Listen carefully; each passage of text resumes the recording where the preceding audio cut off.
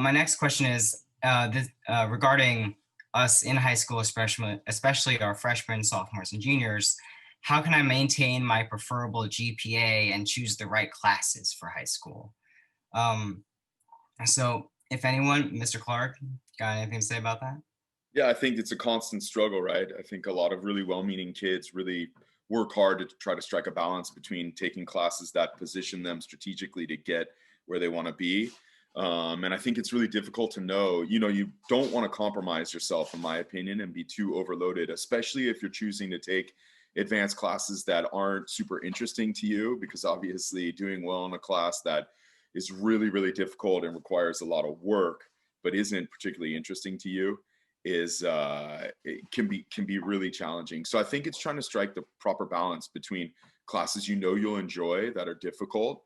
Because you definitely, I mean, at Los Gatos, one of the great things is we have awesome teachers teaching really ambitious curriculums, and taking advantage of the opportunity to do that is really, really awesome. But you also don't want to be one of those kids that gets into the first 6 weeks of your junior year or sophomore year, and you've got four APs and two of them are in subjects you're not interested in.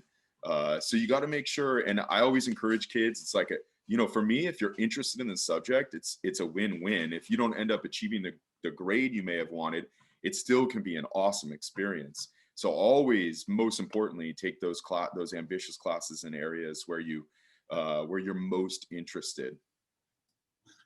Yeah, certainly. Anyone got anything to add? Yeah, I just have a quick little tidbit to that. Go ahead, Like Ben. obviously there's your standard curriculum, right? But there's a purpose of extracurriculars. It's supposed to dedicate like your mental capacity to free up some space to say, hey, okay, like what do I want to spend my free time with? And like I encourage everyone to explore that. I took 4 years of metal shop at Los Gatos High School, and that has stuck with me for my entire career, right? And Los Gatos is it's an incredible place. A lot of people I met in college that talked about their high school extracurriculars were blown away by the resources that we had. So my only advice is just fully take advantage of that and just explore. You don't have to take the same one every year. You could take a different one every single year. So yeah, just look into it and take advantage of it. Certainly. I do have a follow-up question in this similar topic regarding what we're doing during high school to prepare for college, which is for those of you that were involved in extracurriculars at the same time as taking vigorous classes, how did you balance between the two? Like if you're doing a sport at the same time, right? And something like that. I can talk about that. Um, yeah, so one thing I also want to add is that classes in Los Gatos, I feel like they fill up really, really quickly. And so there's a good chance that at some point in 4 years, you're going to get thrown into a class that's maybe at a lower level or at a different interest point than what you originally wanted. I know I moved here in my freshman year and some of my credits got messed up, and I had to take a freshman year English class the summer of my junior year, and it sucked really, really bad. But I learned actually a lot in that class with some of the books that we had to read. So I think it's important that if you end up in a class that you don't think you're going to take anything away from, then you're not going to take anything away from it. So you have to get yourself in that mindset of being ready to learn and being capable of absorbing new information. The other thing with Josh asking about sports, I've been running track all 4 years that I've been at Los Gatos, and I've also been helping the athletic trainer at school for 2 or 3 years, I think. And I found that sometimes it's important to kind of limit yourself in certain areas, whether it be, taking a day off of practice because you have a really important test to study for, or, sometimes even if you feel like you need to be studying, but you need to get your mind off of it, it's important to go, I don't know, go for a run, go do something that you enjoy. And that way you can get yourself back into a space of being able to actually get something productive done, because if you're trying to just force yourself into a box of studying or whatever it is you need to do, you're probably not actually going to be learning what you're just staring at on a page. So. And to add to that, I think, excuse me, I think learning how to balance your schedule in high school where you can like explore with trial and error and see what works and see what doesn't really helps with balancing your schedule in college. Because when you get to college and you're just like free to do whatever you want and pick your own classes and pick your own extracurriculars, it might feel like it's a little bit overwhelming in terms of time commitments and not knowing how to commit yourself. So like My recommendation is take advantage of that in high school. Kind of, I feel like that's going to be a key takeaway through this webinar is just take advantage of what resources LG has. But try things out, see how it goes. Like, don't be too hard on yourself. And then when you get to college, your life will be a little bit easier because you'll already know like what are my limits and how can I best support myself in studying and taking a mental break and doing fun things that are new, stuff like that.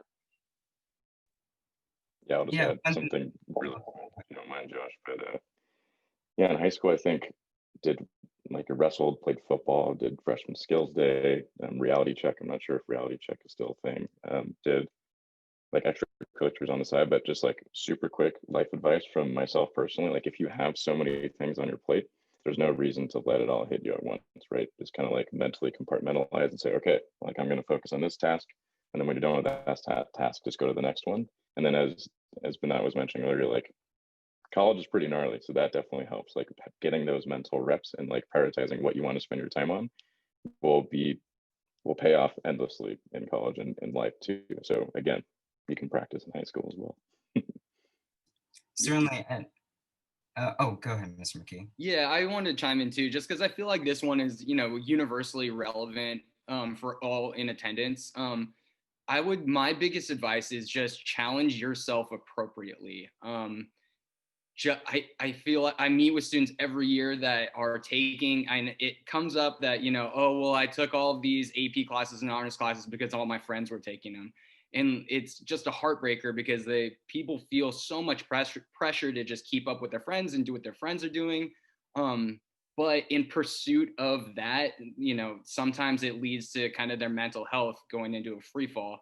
And it's certainly not worth compromising your mental or physical health just because you're trying to do what everybody else is doing. Challenging yourself appropriately with the types of classes you're doing and activities that you're part of is going to be huge. And setting yourself up in classes and activities where you can be successful and come out with some great outcomes is going to be awesome for you. And you can keep building that all throughout your life. It doesn't mean if you start out high school and you're in algebra 1 and some of your peers are in algebra 2 accelerated, let's say, that doesn't mean that anything. That just means that you're in a different place at a different time. You guys can keep studying math for the rest of your life and, be amazing at it. It's just a different starting point. And so just challenge yourself appropriately and make sure that you have time to do the things you need to do and the things you want to do, things that are also rejuvenating and can give you that energy to keep up with your day-to-day responsibilities. Yeah, absolutely. Difficulty is not universal, right? It's relative to the individual person, and we shouldn't be expected to be able to keep up with everyone else when we're on a different level.